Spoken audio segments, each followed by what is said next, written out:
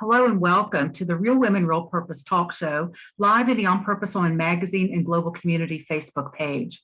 I'm Ginny Robertson, one of the hosts of the Real Women, Real Purpose talk show, and I'm also the founder of the On Purpose Woman global community and the On Purpose Woman magazine. My guest today is the fabulous Maria Darby, and we're going to be talking about leading from the heart. So glad you're here, Maria. Thanks for having me. I was talking about heart-based leadership. Let me start over. You know that I love talking about heart-based leadership, feminine leadership, and how we can grow great women leaders. I'm especially excited to have this conversation with you because, you are one of those leaders, and I know that you also foster leadership in other women. But before we jump in, I want to tell our viewers a bit about you because not everybody probably knows you, even though probably half of Baltimore knows you, but we do have people outside of Maryland here. So you're infamous, Maria. The Maria Darby is a passionate, strategic leader engaged in issues, efforts, and actions that make our community a healthier place to live, work, and play. Professionally, Maria is Keswick's COO, responsible for operations, including the Wise and Well Center for Healthy Living. Born and raised in Baltimore, Maria is active on several local boards and is currently the president of the Maryland Women's Heritage Center. Maria is married, and their rescue dog named Rooney runs the house. Maria, I was looking, this was from about a year ago that you gave me this, and it said, I think you had just rescued Rooney. So is Rooney still running the house a year later? Even more so. There were all those rules that you thought you were going to have, like never going to be on the furniture, not going to be on the bed. Oh yeah, they were, that lasted for about a month and a half, maybe two. Well, he's so darn cute. I've seen his, he's a star on Facebook. So I don't know how you could not just let him do everything that he wanted. So let's jump in here. And I know that most of our viewers, or many of our viewers at least, are going to understand what we're talking about when we say heart-based leadership or leading from the heart. But I'd like for you to specifically tell me what it means for you. I think it's as all things for me, and all of us, I'm sure, evolve over time as we sort of figure out how do you take your ideals and your kind of what you want to be and translate that in a reality and how that plays out in your day-to-day life. And I only am getting better at it, hopefully, over time, as in most things, you sort of groom that skill, because that hasn't what I was taught to lead. You were taught to lead from a sort of a authoritative, directive position, and that's how you became successful. And, certainly early in my management part of my career. So I think it's really about sort of saying, how do you lead with empathy and compassion for the person, and balance that with whatever the task or the work or the role that the folks that you're working with are involved with. But it gets more complicated, right? In theory, that's so easy to do. You're like, of course, that would be my authentic self. I'm going to lead from a place that is worthy and wonderful, and no one could really argue with the value of that. Men, women, age doesn't make any difference. But I think when the challenge becomes sort of how that plays out, and what does that look like in real situations. And particularly during COVID, I think it was challenged on so many fronts, right? In terms of how do you do that effectively and safely and still hold the fort, whatever that looked like in terms of your work, your family life. But I feel like that is the closest to person-centeredness, like for both myself and for the person I'm with. It's about creating sort of a respectful alliance that says we're both doing our best to bring that to the table at this moment, whatever that is. And it might be that I'm in a better place than you, just from an emotional or whatever perspective, or vice versa, but trying just to meet in that place that says, where's the win-win? Where's the place where we can lead by example, but understand the example of others too, right? That balance on both sides of that equation. I wish it were as easy as it sort of sounds like. I think, you read about these things, articles, and you listen to discussions like this, and you think, of course, that's what everyone should do, and of course, I would want to do that. But how that, that the challenge is making that happen, right? Every day in the heat of the moment, and the challenges that we all face. And I wish I always responded in the most perfect manner, but clearly doesn't always happen that way. Not only are there challenges in doing that, but we also have to either unlearn a lot of things ourselves, or if there are people who are maybe a generation ahead of ahead of you in the company or whatever, they have to unlearn some things. Employees have to unlearn some things. Mhm. And so, I know coming up in the corporate arena when I did, I started in the 70s, it was very different. And if you'd said the word heart-based leadership or leading from the heart, I think it would have been not necessarily laughed at, maybe in certain circles, but you would have gotten this quizzical look that says, what do you mean? What are you talking about?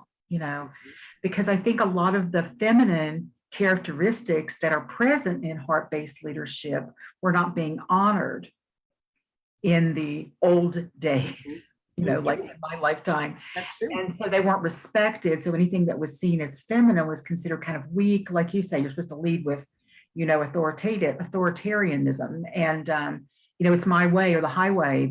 Here's the rules. You must follow them.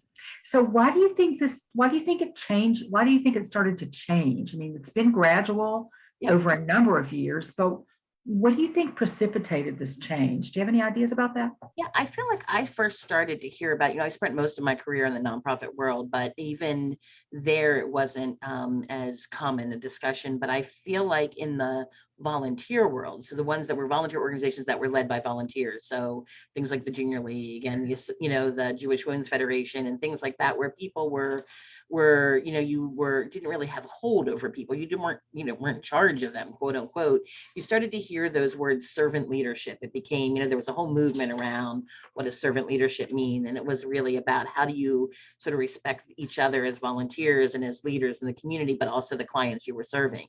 And I think it started to seep then into sort of the nonprofit sort of service sector, the job sector.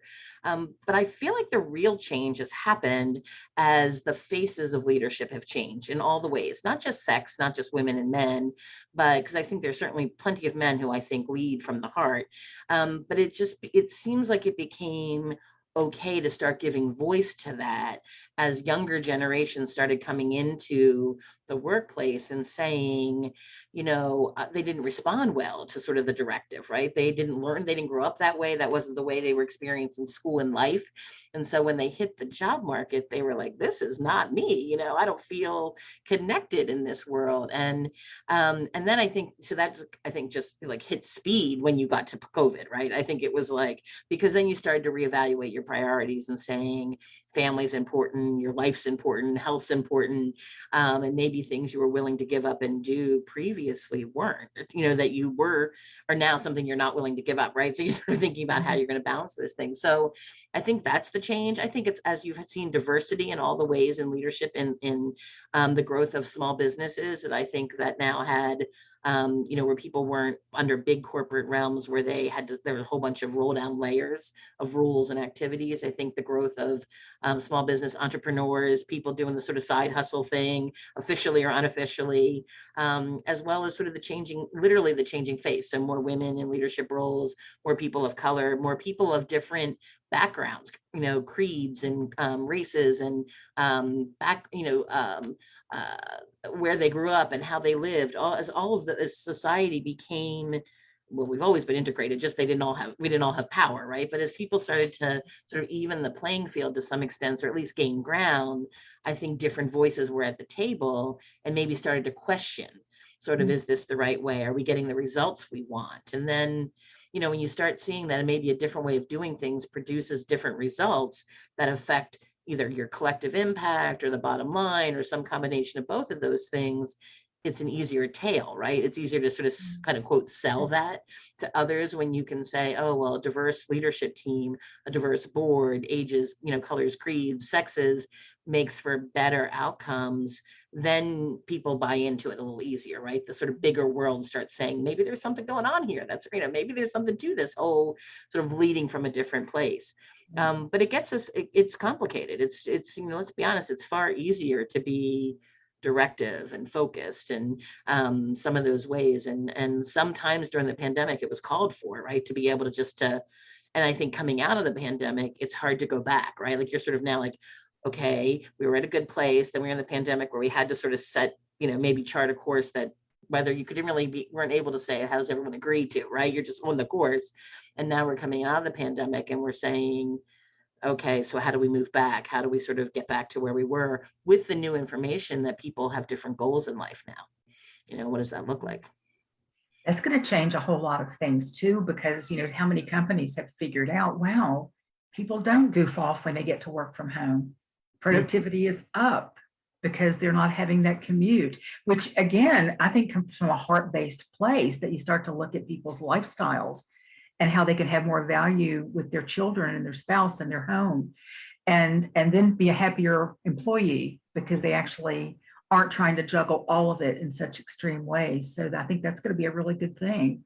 We start to recognize that. I saw there was a posting on either LinkedIn or Facebook last night that I saw, not from somebody I knew, that talked about the fact that their child, I don't even know there was a local person, but had this pandemic with kids is even more complicated, right? So, and then the health issues and all the other things that are happening. And she used this example how her child's school is 10 minutes from her house. So she was on, some kind of, probably a Zoom activity, and then got a call from the school. You got to come and get, come and get your children. And so she said, I just left this, I had, back in 10 minutes thing on her computer. She zipped to the school, got her child, came home and was back online, back involved in the conversation in like 10 to 15 minutes. And she said if she had been at the location of her job, she would have had to leave, to close up get all of her stuff, get her computer, pack it all up, get on the road, drive to the school, probably half an hour from where she worked, blah, blah, blah. It would have taken her over an hour and a half to get back into the workplace, right? So, or be done for the whole day, regardless. And she was just using the example that had happened like 3 times in the last, 6 months for her. And she said, it just shows that it can be a win for the company too. She said, obviously it's a win for me and feeling like I can balance my family and kids. But she said, it's a win for the company because they got me back in a very short amount of time. And, and so therefore I was more productive on their dime, so to speak, in the long run. And it's a different way of thinking though, right? It's a different way of saying, and, then you sort of get into that sort of crazy place. It's not crazy. It's a real place of like what's equitable and what's fair, and how do you determine that in the sort of new age. And those are, I think, things that we haven't figured out yet. I think it's still, whether it's in our family dynamics or in workplace or in volunteer organizations or in communities, those definitions are changing. And I think that the difference between equity and equal is different, right? In terms of how do you sort of play that out, and what works for one, I might not need something that you need, but then next time it might, I might need something you don't. And so how does that sort of play out? And as a leader, however you're leading, officially or unofficially, like those are all things we're called to sort of deal with. And I don't think there's an easy path to understanding and what that can look like. And so I think the mistakes, the ones I've made, the ones I'm likely to make, all of us are bumpy and complicated, and so much more learning about how to do that well. I remember probably 10 to 15 years ago, I started noticing more about this thing called feminine leadership, and books were being written about feminine leadership, and, blogs and all of that. But I also started to notice that the majority of the books I was seeing about feminine leadership were being written by men, which I thought was so interesting, because there were a number of men, I think, who were looking at women and going, they are on to something here. They're doing something that may be great for all of us, actually may make men's management jobs easier as well, make them be more of who they want to be, instead of playing that role that they were supposed to play. So, I had a great thing I wanted to ask you. What was it? Let me think a minute. You were talking about, I know what I want to know. Are there any organizations that you're aware of or part of that bring people in leadership together to discuss this kind of topic, not just to discuss how do you get things done, how do you balance it all, but to specifically go deep with the whys and all of that? Yeah, I think I think you're seeing more of them, frankly, emerge. I think that, most of the counties in Maryland, and I'm sure it's true in other states, have leadership programs.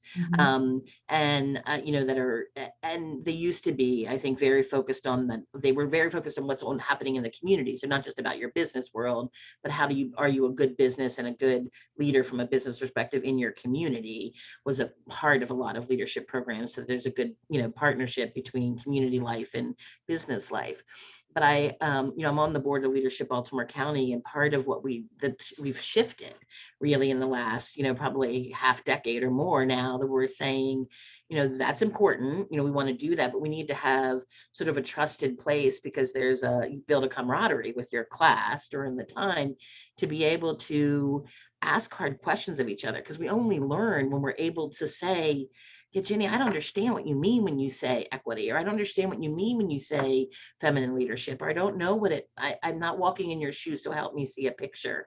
And I think as we get into this ability to want to explore, we also get nervous that for those of us who are trying to do this work, want to do it for our person, personally, that we're going to be offensive in a way that we don't intend, right? Mm. So you're trying to think about like, well, how do I ask these questions of people and engage with folks without implying that then somehow it's not going to go well. And so I think that the leadership courses are trying to do that. I think a lot of, I've noticed that a lot of women's organizations, so the Junior League and the Baltimore Women's Giving Circle and Executive Alliance, are trying to have sort of deep dives and issues around leadership and what does that mean, what does that look like, but also around diversity, education, and inclusion, and because there tends to be groups that sort of have some commonality, so they might get to a place where they can, led by a facilitator, to have deep discussions about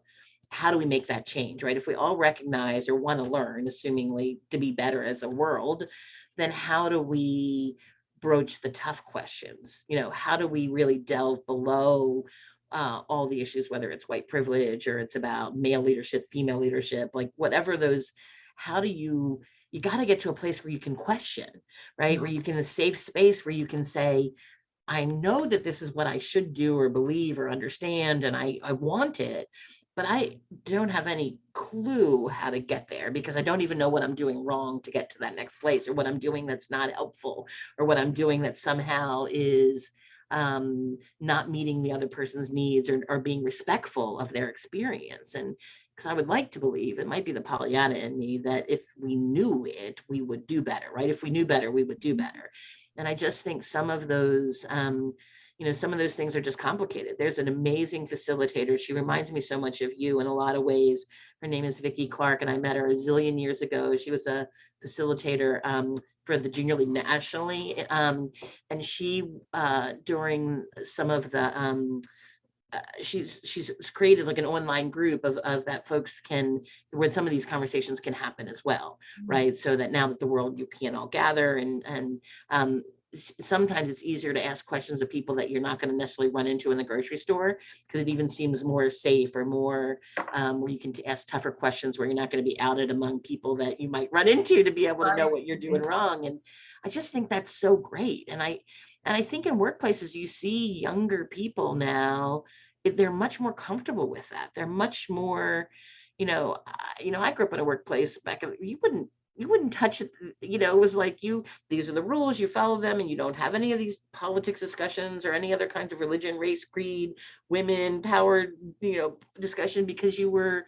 didn't want to step in the landmines, right? You didn't want to get in trouble. You didn't want to be offensive in some way. And I think that the good news is, I think the generations coming after me are comfortable saying, I don't know what that means. I don't understand how to do that. That you've now said something that's offensive to me, and let me help you understand why, and things that I would have just been like, oh, I'm offended by that, and I would walk away, and I wouldn't confront. I would have been like, I don't know what to say. I'm just going to get myself out of this conversation.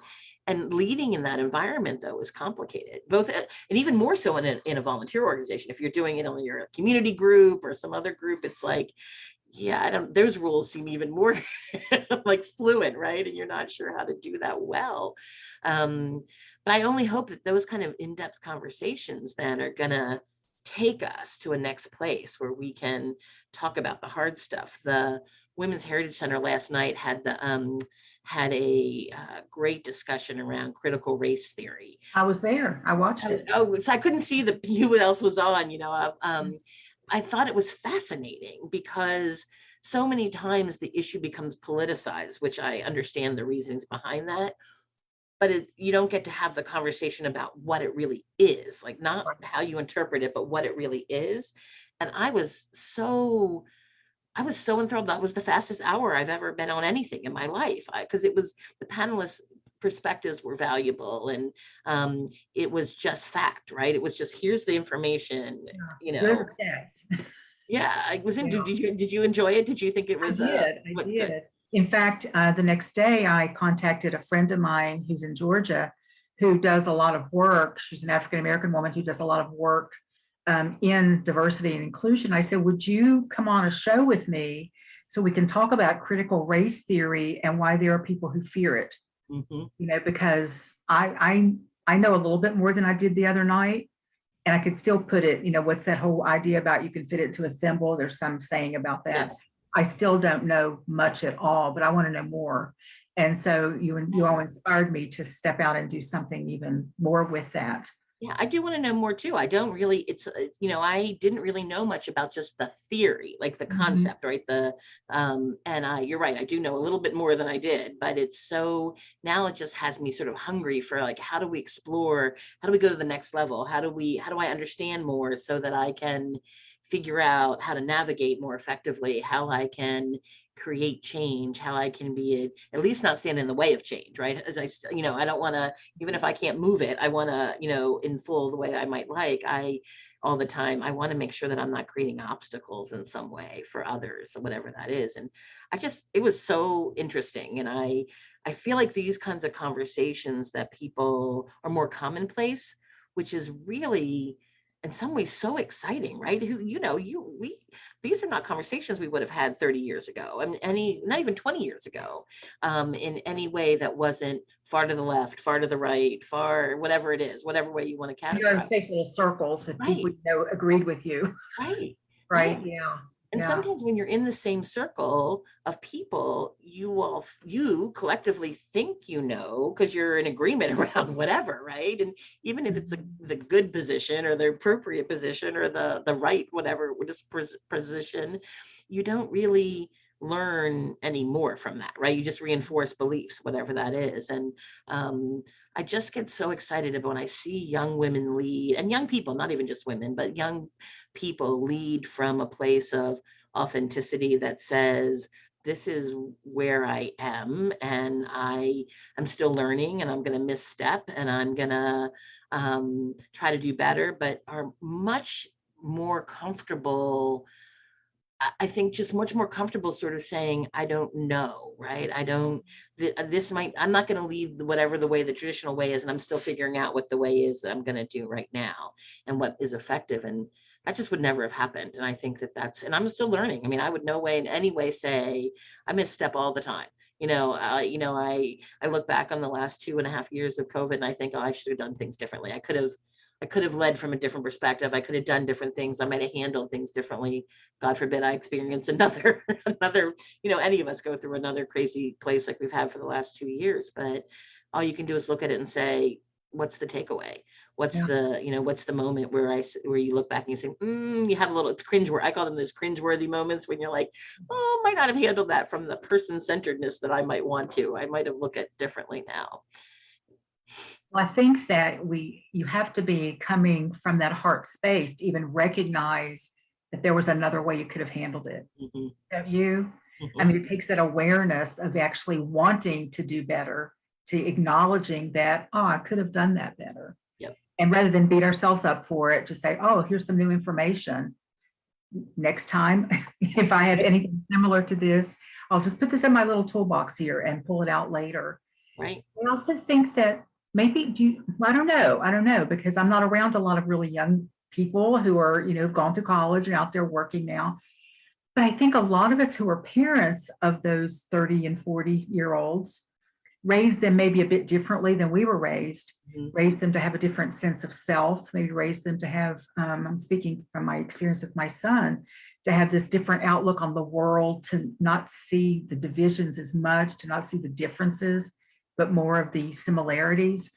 And so do you think maybe they're coming from this greater sense of self that they can actually admit that they've made a mistake or admit they don't know something because And I their think, future isn't yeah, hanging on it? I think that they were just exposed differently. Their worlds were Mhm. greater.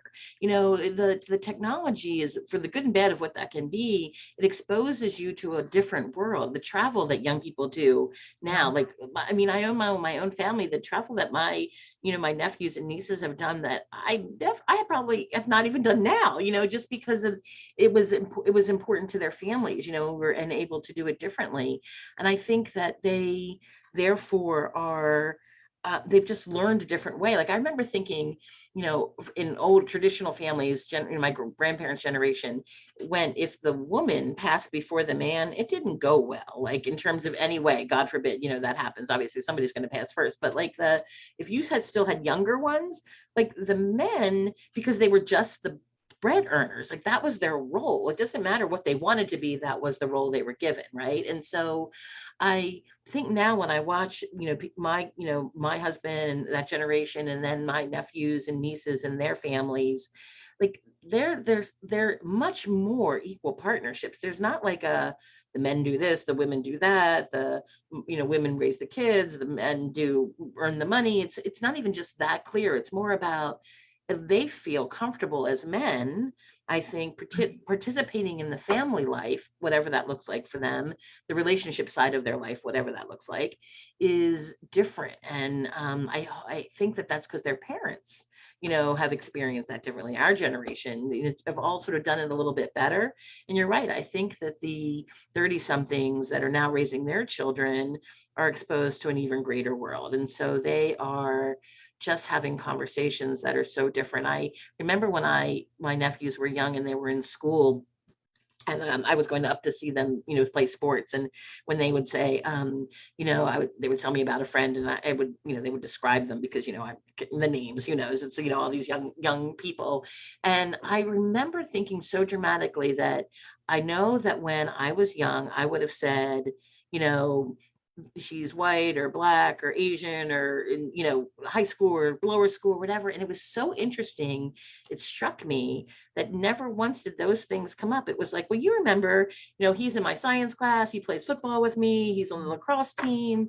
It's our neighbor across the street. It wasn't so much about I would say the surface parts of all of us, the age, the color, the creed, the whatever, the size. It was much more about how they knew them. That's how they described them, right? So it was about how they were in relationship to those people, to their friends, to their teachers, to their neighbors. And I thought, wow, that is a remarkable difference. Like, I just, now you go to a thing, what do you do? Where do you work? How do you, like in our generation is still very tied into that.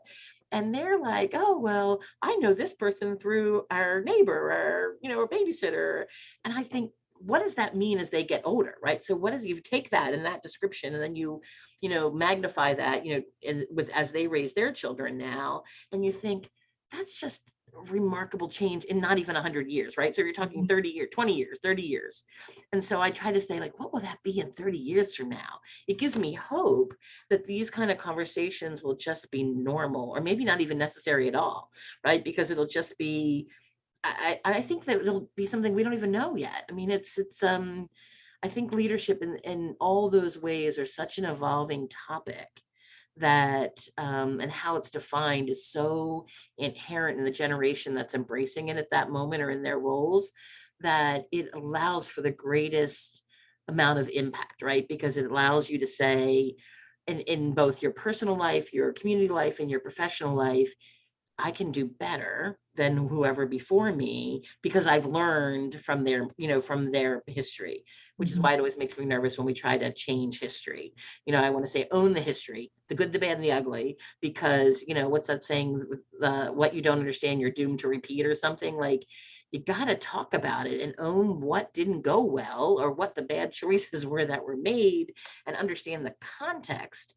And I think as leaders, that's really important to understand the context. It's not to say it's okay in any way, shape, or form, but what's the context around that? And then what did we learn from it? And why is the world different today because of that, that we should be, kind of embracing and going forward? And what part should we say, this is not okay, and we're going to leave it behind? you know, and I hope that we start seeing even more of that as the world changes and the generations that are smarter than us that are doing it. Well, what do you think that me as I would say I'm almost a generation ahead of you. I could be your very much older big sister. I have a sister who was about that much older than me. And your generation, what can we do now in our present lives to support, to, we're doing what we're doing. And I think you and I both, we have great intentions and we just keep doing what we're doing. But how do you think we can support the younger leaders coming up so that they will be more equitable, will be more heart-centered, in turn will maybe love their jobs, will not feel stressed, will be able to combine family life and work life to where it's actually manageable and not just over the top, normal working hours, all that kind of stuff where we just respect people more. What can we be doing, do you think, to foster that? I think it's saying what went wrong for us, like not only what wrong for the system that caused for us to experience, but what we've done maybe not the best either, in our own roles. Like I think sharing sort of those learned moments of how you misstepped, how that you continue to misstep so that they recognize that it's an evolving process. It's not here then there, and encourage them to continue to find their voice, to advocate even when it's not easy. And we all know that's not easy in any way, shape, or form. It's always easy after the fact when you're like, well, I said, or I could have said, or whatever. But when you're in the moment of the intensity, it's about trying to say, what's the incremental thing that you can do to change that environment? So you might not be able to move it to the full place that you'd like, or maybe you didn't, come to the most effective conclusion for yourself or your team or your neighbors or whatever at that moment.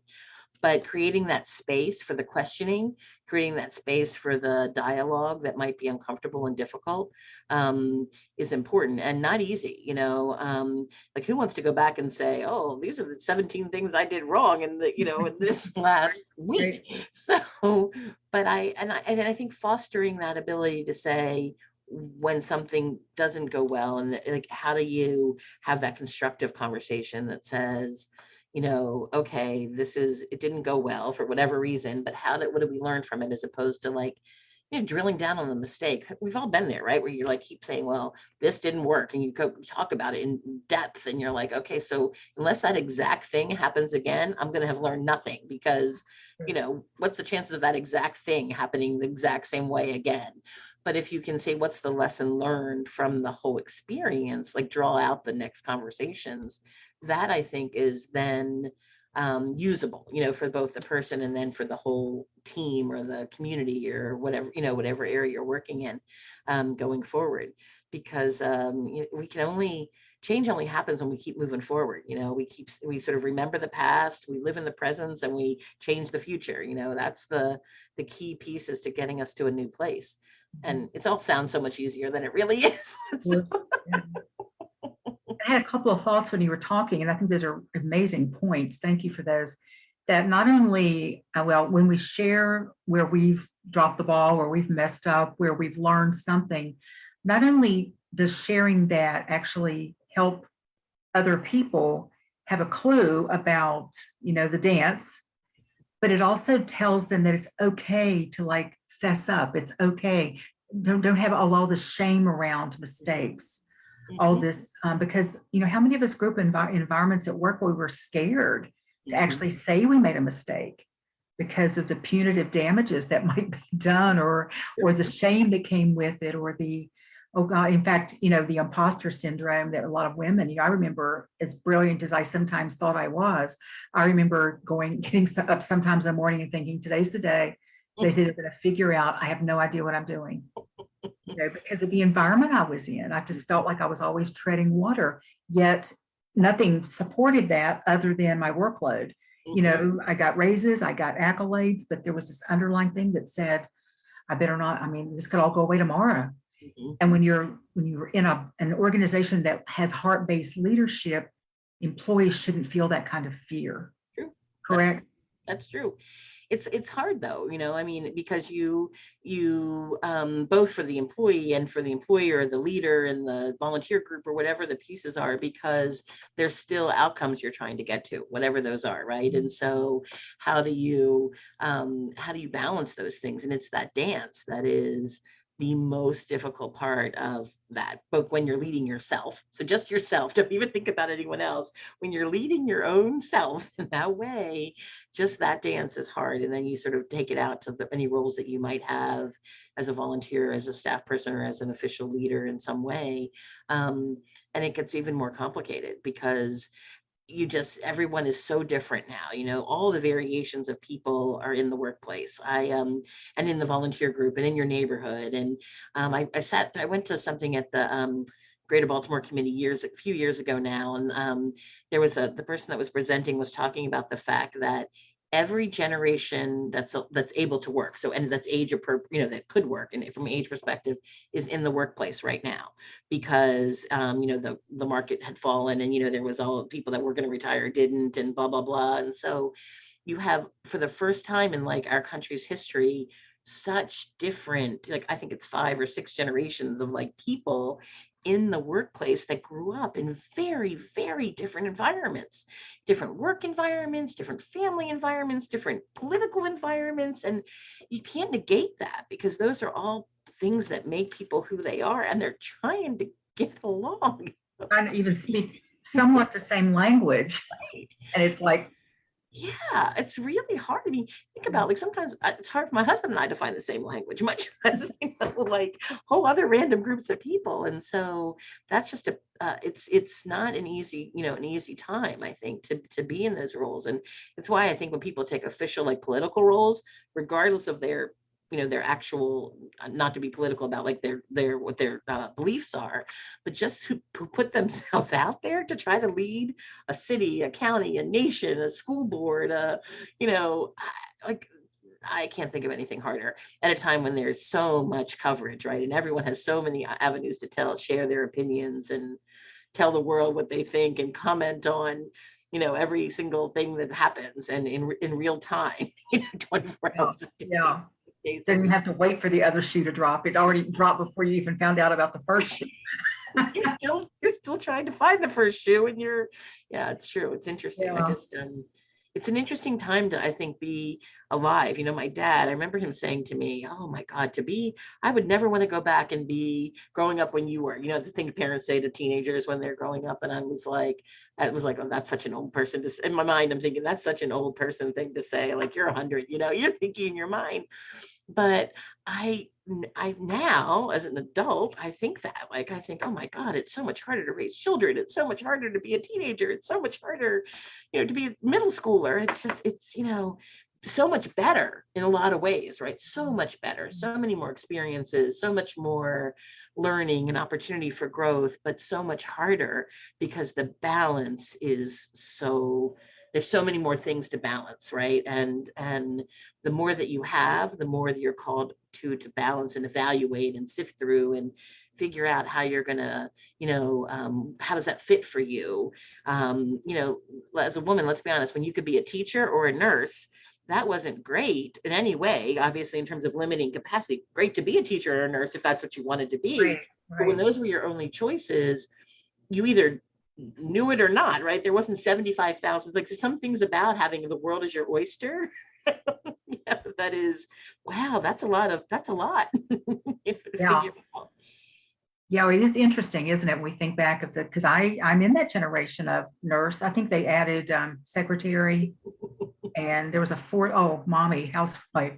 And there's no way I was going to be a nurse. And I really didn't want to be a teacher, but I went to school for that until I didn't. And I left school. I came to Maryland, went to work for a company that paid for the rest of my education. And I had to take business. But that was never an option for me in high school. Nobody ever said, "Oh yeah, you might want to think about business administration or marketing or something like that." No, it was those other safe careers for women. And so when I think about what's changed in my lifetime, as far as not just leadership, but just the roles that women can now play that they couldn't even 50 years ago, it's pretty mind-boggling. And I'm on a mission to remind or to to educate younger women about, those things you might take a little for granted today. They weren't here 50 years ago. It's true. And that's for another discussion at another time. Yeah, you're right. But you're right. It is those things are different, right? And because Yeah. it feels like that's a lifetime for a lot of people, right? And so they think it's always been that way. And then you're like, yeah, no, it wasn't. Yeah. I think that's another good show to talk about what has changed over the last 50 years. Because I have mentioned that some places, and I've had young women look at me like, really? You couldn't get your own credit card in 1972? But I mean, that's not really that long ago, 1972. Right. People that are alive, that are still working, and that are still this is the life they experience. Yes, here. Much less the stories of women, this history that's so long ago that were never written down because it wasn't working. Right. So women and other underserved and underrepresented populations, that their stories weren't worthy of journalistic, story. It wasn't in the newspaper and it wasn't part of the tale. And that's where the Women's Heritage Center is spending a lot of time, particularly for women of color as it related to the suffragist movement. But some of those tales of those women, I'm thinking like, wow, those ladies were at a time when they didn't, like, lots of this stuff was illegal. Like they were taking risks that were amazing and, risking not just their, their own being, but sort of their whole family experience, their whole place in society, their whole at one end. And then for those that were totally marginalized, the risk was even greater, right? Because it could be at their life, right? So it's the whole extremes. And there are women alive, that have like they're direct descendants of, women that experience that. And it's kind of mind-blowing when you think a lot or you're well-read. Like I like to think I'm a well-read person. I try to read all kinds of things that are not necessarily my own belief system so that I can challenge myself to understand and or to try to learn about, and then on the other end to try to learn about people who did amazing things that I don't know about and to find the unrepresented voices. And I still think, oh my God, you're right, it's a thimble. I haven't even gotten to like, I feel like I'm still an A, right? You're going alphabetically, I'm still an A. And I'm like, I don't know if I'll live long enough to get to Z, in that way. Well, the intention is there. So that's good. Well, there you go. That's a step, right? I did want to ask you about the Maryland Women's Heritage Center to make sure we say a little bit about that and about the Wise and Well Center. Can you say a little bit more about the Heritage Center and how people might find out more about that? Sure. The I can't even speak now. The Maryland Women's Heritage Center is really, that we have a little tagline that says we're adding her story to his story to make our story. And, the anniversary of the vote gave us a lot of opportunity to kind of highlight in all of our counties in Maryland, how women work to make that happen and how that fight continues, right? And we see that all over our country now where voter repression is sort of happening, but holding up those stories. So those are, of course, women in that specific work, but it's also, we try to really spend time focusing on all the untold stories of women, the heroines that are your teacher, your fifth grade, piano teacher, your neighbor next door, to make sure that we're just highlighting how women have contributed positively to our society in all the ways possible. And so we have a new space. We partnered with Marion House that had gifted to them the old Women's Industrial Exchange. And so we're on the first floor of that space. Is that open now? Is it Yes, ready? well, by appointment because of, we still deal with the COVID piece. But it's there, it's in place. That's great. Yeah. And we've had a different different woman artist every month, sort of in the windows, because they have these great windows that face Charles Street. So sort of highlighting the different stories of the artist's experience over time. But check us out, and we also have check us out on the website and Facebook page, Maryland Women's Heritage Center. And then we're doing programs like we talked about, the critical race theory program that we had. We're going to be doing a program, we're almost monthly, so check it out and see all the great stories of happening Women's History Month, coming up in March. So big time to talk about women, but we like to remind folks, women exist all the months of the year, not just during that month. Although we like taking the opportunity to highlight, the impact that women have had during our history. And then the Wise and Well Center is amazing. What's the website for the Maryland Women's Heritage Center.org. Okay, great, thanks. And then the Wise and Well Center another incredible place. Will be 5 years old in September. We had to pivot, we were in a kind of growing. And then on our third year, the pandemic hit and we're, had to regroup. But the kind of great place about that is that the team, pivoted in a minute and a half and started delivering programming online. So in addition to the on-site programming that you can do in art and fitness and health and all the wraparound support, just interest programs, we also have their online versions as well, so that people can join us from around the globe.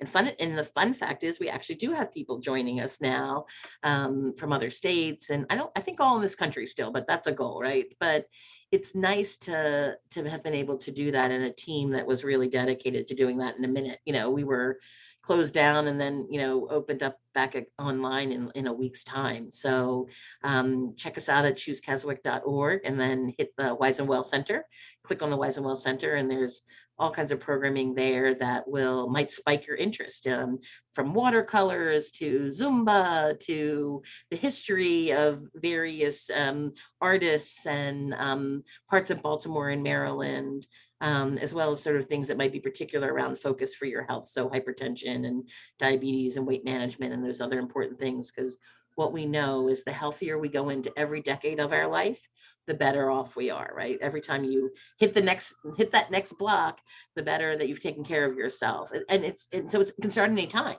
It's not like saying, oh, well, I'm already 50, so what the heck, just let it all go. Or I'm already 70, it is what it is.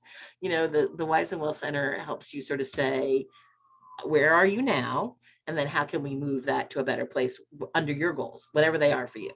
And the team And you're focused on mainly people 50 and up, right? So it gives them another, Yes. a lot of encouragement and a lot of places to become wiser and healthier. Yeah, on your own terms. If you want to run a marathon, we can help you do that. If you want to just be able to do a little more, or you want to learn a little more, or you want to, experience something different, we can do that as well with you. It's all about your terms. Wonderful. And I'll tell our viewers that probably 2 months before the pandemic hit, we started a meeting there of On Purpose Women Global Community. We'd had maybe 3 meetings. Mm-hmm. And yeah, you were the last meeting I had, actually. It was the first Tuesday of the month, and we met in March of 2020. And I started hearing stuff and thought, I think something big is coming. I'm just going to shut everything down and go online. But we'll be back. We'll be back. So good. We're here when you're ready. Yes, good. Before I let you go, what is a piece of advice you would give to a woman, no matter her age, who yearns to come from that heart-based place, whether it's as a leader in the office, a leader in the family, a leader in her volunteer organization? Would you have a concrete piece of advice for that woman? I think it's really about trying to let it be you, right? I think that sometimes that's the difference around this sort of discussion around leadership than maybe other kinds of leadership that we might have learned over time. It's not a path that says this is how you do it. There's not a heart-shaped leadership, right? It's really about saying, how do you embrace yourself and then use that under person-centeredness? Like, that's kind of the key that I would say around all of this. For me, the way that I think about heart-based leadership is around person-centered. So respect for yourself, respect for the other person. And then from that, how the relationship evolves is really what it means. And that's going to look a little different for you than for me, because you can't fake something, right? You have to come from an authentic place and know that whatever that looks like on the first day for you is part of a whole big learning place, and that there'll be bumps and it'll feel weird and awkward and hard to do. But when it works, like when you have that authentic sort of moment with the other person and you can say, like, that was great, not because I won or because it met a goal. It's really about, we came to this relationship place that said, I felt good about it, you felt good about it, and it wasn't authoritarian, it was around choice. Then there's nothing better than that. There's just nothing better than that. Thank you. And while you were talking, I was thinking, I don't think I'd want to read a book that said, here are the bullet points for how you become a heart-based leader. Right. Step 1, Right. It Yes, feels like we'll totally, very you know, organic. opposite of what the goal is. Yes, exactly, exactly. Well, Maria, thank you so much for your heartfelt, enlightened words to just expand our viewers' perceptions of what leadership looks like. And I always love talking with you anyway. So come back anytime. Always great to talk to you, Jenny. Have a great rest of the day. Thank you. Don't leave yet. Okay. And thank all of you for joining us for the Real Women, Real Purpose talk show live in the On Purpose Woman magazine and Global Community Facebook page. If you love this interview and you want to share it with your friends, it will be up on our YouTube channel over the next 48 hours. Go on over to YouTube and put in On Purpose Woman Global Community, and you want to sign up, subscribe. We're probably getting close to 100 really wonderful interviews with women who are just doing their life on purpose, real women, real purpose, talking about their inspiration, talking about their how-tos, talking about the pitfalls, all of it, just real women being real. Our next interview is Thursday, March 3rd, when I'll talk with the Reverend Dr. Nadine Rogers about stoking the flames of peace. That's going to be a really great topic. And then on Thursday, March 10th, I'll talk with Laurie Morin about one of my favorite topics, which is the myth of the good girl and the other lies that patriarchy taught you. Because Maria, I tell people I'm a recovering good girl. So I'm really excited about that. So thank you again for joining us for the what's it called again? Real Women, Real Purpose talk show. I'm Ginny Robertson. I'll see you again soon. Thank you.